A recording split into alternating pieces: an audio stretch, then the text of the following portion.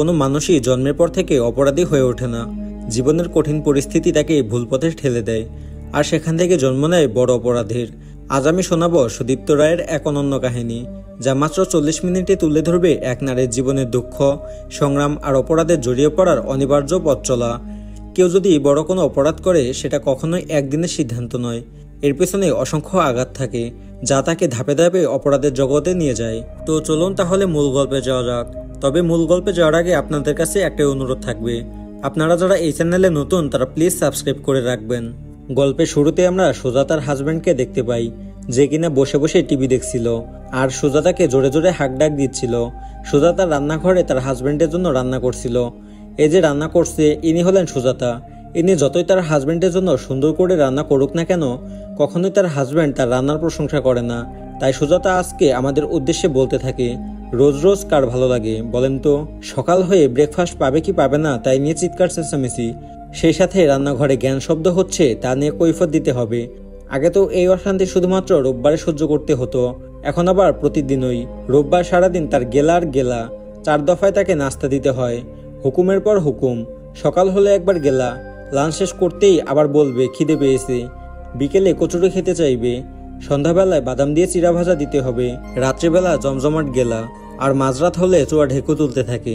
কিন্তু এ দেখুন না, কিছুদিন আগে আমি বললাম বাড়িতে খুব ইঁদুরের উৎপাত হয়েছে, রান্নাঘরে কোনো খাবার রাখার কায়দা নেই, ইঁদুর মারার ওষুধ নিয়ে আসতে। এ কথা শুনে এসে কি বলে জানেন? ভয় পেও না, তোমার যে জঘন্য রান্না তা ইঁদুরের রুচিতেও জুটবে না। সেদিন বুঝলাম আমার হাজব্যান্ড ইঁদুরে থেকেও কতটা, বুঝতেই পারছেন। যাকগে, এই যে লকডাউনের আগে পাশের বাসার বৌদি তুলিকা, যে কিনা মাঝে মাঝে আসতো আমার বাসায়, কিন্তু আমি খুব বিরক্ত হতাম। তাই তাকে কি বললাম জানেন?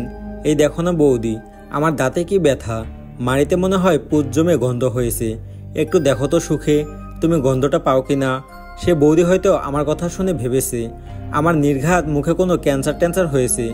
আসলে জানেন তো, আমার নিবিড়ে থাকতে খুব ভালো লাগে। একা একটা বাড়িতে থাকবো বলে কাজ করার জন্য কাজের লোকও রাখি না, সবকিছু নিজে হাতে করি। এই পুরো বাড়িতে আমি এ ঘর করে গান গাই, আমার একাই ভালো লাগে। লকডাউনে অনেক কাজের লোক আসছে না বলে অনেকের হয়তো সমস্যা হচ্ছে, কিন্তু আমার বাবুর সেসব কোনো অসুবিধা নেই। আমি আমার ঘরের ফ্যানগুলো চালিয়ে দিই, তাতেই ঘরের পর্দাগুলো ফুরফুর করে বা উঠতে থাকে এদিক ওদিক। বাগানের গাছগুলো রোদের তাপে ঝলমল করে ওঠে। যখন আমি গাছে জল দিই, তখন মাটি থেকে একটা পোড়া পোড়া গন্ধ আসে। জানেন তো, এই গন্ধটা দারুণ লাগে।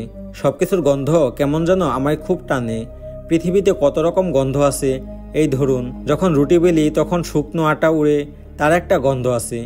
ছুরি দিয়ে যখন সবজি কাটি, তখন ছুরি দিয়ে একটা গন্ধ আসে স্টিল স্টিল। তাজা মাছ যখন ধুই, তখন রক্ত আর পানিতে মিলেমিশে একাকার করা একটা গন্ধ। লালচে রঙের গন্ধটা আমার খুব ভীষণ প্রিয়। গন্ধের আবার রং হয়? আমার তো মনে হয় গন্ধের রং আছে। যখন ওই যে আমার পরনের ভেজা কাপড়গুলো ছাদে রোদে দিতে যাই, তখন ভেজা কাপড় দিয়ে একটা গন্ধ বের হয়। এসব কিছুতে আমার মনটা ভীষণ খুশি হয়ে যায়। জানেন এসব গন্ধের রং আর এই রঙের গন্ধের কথা?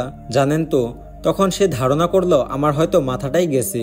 তারপর সে আমাকে বাদ দিয়ে তার নতুন একটা গার্লফ্রেন্ড জুটালো। বউ পাগল জানলে অনেক মেয়েরাই সিম্প্যাথি দেখিয়ে তার গার্লফ্রেন্ড হতে চায়।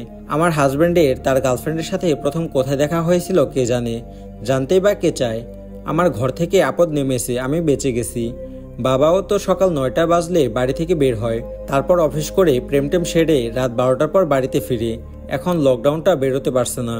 ও বাড়িতে না থাকলে আমি সন্ধ্যা হলেই টিভি দেখি, টক ঝাল চানাচুর মুড়ি খাই, রুটিও বানাই। কাল একটা রুটি বানিয়েছি, জানেন তো, বড় একটা রুটি সে কাস্তের মতো দেবে। ও বাবা গো, সে রুটি বানিয়ে কি মার খেলাম। আমি কাস্তেটা বাস্তব হলে কালি আমার নিস্তার। অবশ্য আমার হাজব্যান্ডের কোনো দোষ নেই, কেননা এতদিন 24 ঘন্টা ধরে বাড়ির ভেতরে থেকে খুব খেপে গেছে। গার্লফ্রেন্ডের সাথে দেখা হচ্ছে না, কি করবে বলুন তো? এমন সময় সুজাতার হাজব্যান্ড তার গার্লফ্রেন্ডের সঙ্গে কথা বলছিল। সেটা আড়াল থেকে সুজাতা শুনে ফেলে আর আবারও বলতে শুরু করে। ওদের প্রেমটাতেও কেমন একটা ঘা পচা গন্ধ বের হয়। জানেন, ওই যে ধরুন পোষ রক্ত পচা যেমন একটা গন্ধ হয় না, কেটে ঘা ঘিন ঘিন করে, তেমনটা। এর আগেও আমি এমন একটা গন্ধ পেয়েছি। কোথায় জানেন? আমার শাশুড়ির পিঠে। মরার আগে তার পিঠে ঘা হয়েছিল। বাবা সারাদিন আমাকে কত গালমন্দ করতো, আর যখন ঘা হলো তখন মুখে না হয়ে পিঠেই হলো।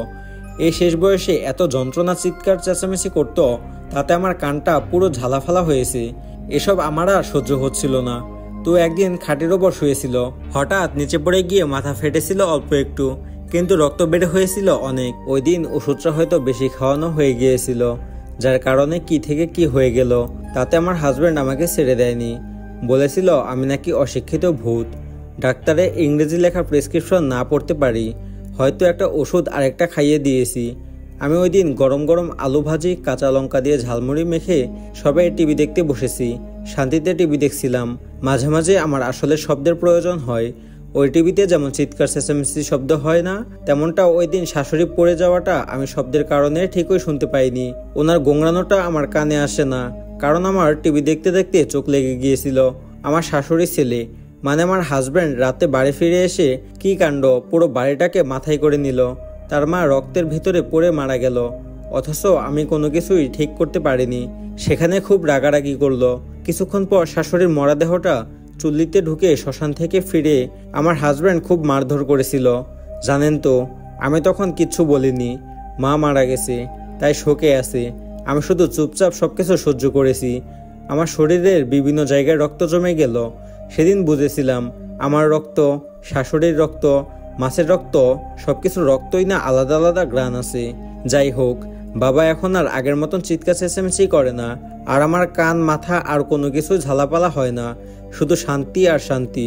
আমার শাশুড়ির ঘরে এখনো পোষ রক্ত, তেল, ফিনাইল, ডিটারজেন্ট এসবের গন্ধ, কেমন একটা গন্ধ, ব্যথার মলমের গন্ধ, সবকিছু মিলিয়ে কি একটা অদ্ভুত ব্যাপার হয়ে থাকতো। এগুলো আর এখন কোনো কিছুই হয় না, তবে আমি ওই গন্ধগুলোকে খুব মিস করি। সবকিছুই তো আমার ইচ্ছেমতো পাওয়া যায় না, তবে কাল হঠাৎ করে আবার ওই গন্ধটা পেয়েছিলাম, যখন আমি আমার স্বামীর কথাগুলো আড়ি শুনছিলাম। তো কোথা থেকে তার গন্ধটা এলো বুঝতে পারলাম না।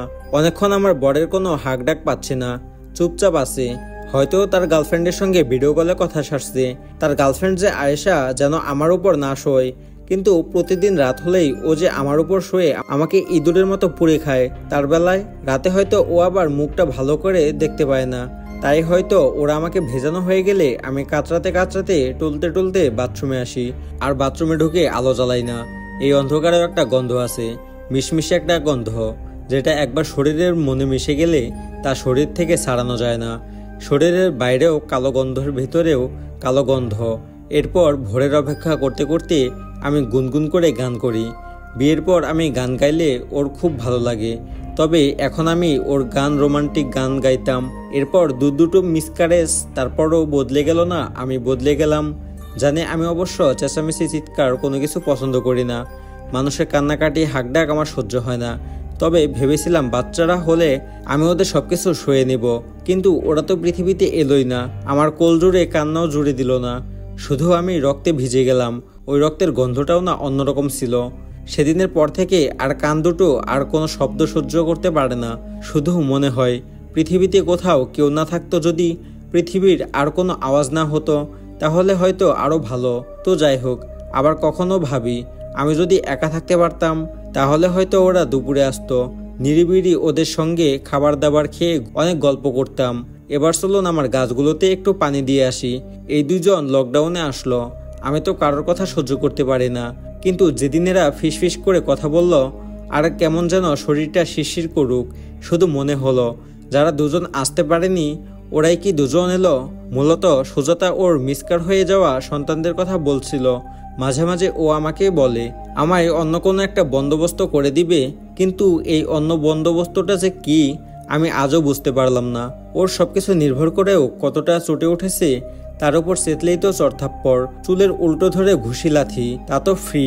আমার হাজব্যান্ড ওর গার্লফ্রেন্ডের ভেতর যত ঢুকে আমাকেও তত বিশেষ মনে করে, ততটাই ক্ষেপে ওঠে আমার ওপর। আর এই বিরক্তিকর লকডাউন তো ওঠারই কেমন নামগন্ধ নেই, যার কারণে আমি আরও বেশি উঠেছি।